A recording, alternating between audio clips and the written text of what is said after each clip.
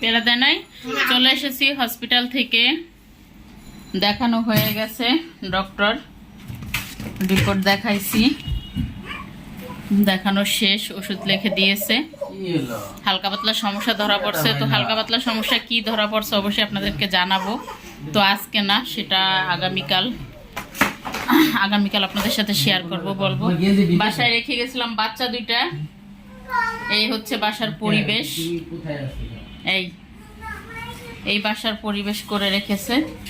যাক, তারপরে আলহামদুলিল্লাহ সুস্থ আছে দুইটা, বাসায় মারামারি করে নাই।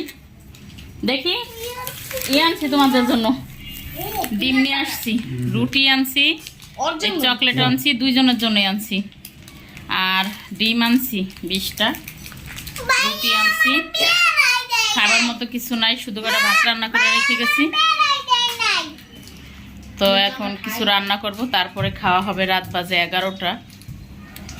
তো সবাই ভালো থাকবেন, সুস্থ থাকবেন, আমার হাজব্যান্ডের জন্য দোয়া করবেন, আমার জন্য দোয়া করবেন। আমি ডাক্তার দেখাইছি অবশ্যই, কিন্তু আমার মনে ধরে নাই, তাই আগামীকালকে আবার ডাক্তার দেখাবো। ডাক্তার পছন্দ হয় না, ডাক্তার পছন্দ হয় নাই, টেস্ট দিছে অনেকগুলো টেস্ট, এই কারণে আমার ডাক্তার পছন্দ হয় নাই। আমার তো এত টেস্টের দরকার না, আমি যে কারণে গেছি আমার ওই ট্রিটমেন্টটা করবো না, আমার ওইভাবে দেখেই নাই। ডাক্তার দেখাইছে, দুইটা ডাক্তারই আমার ভালো লাগে না এই কাউকেই, তাই আমার মনে না ধরলে আমি কাজটা করি না। ওষুধ খাইলে হয়তো আমি ভালো হব না, তাই আমি আমার জায়গা মতো যাবো। আমি যে হসপিটালে দেখাই সব সময়, সেখানে যাব, যাওয়ার পরে দেখি কালকে কি হয়।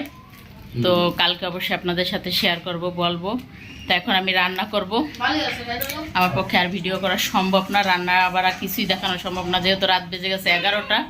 তো সবাই ভালো থাকবেন, সুস্থ থাকবেন, আমাদের জন্য দোয়া করবেন।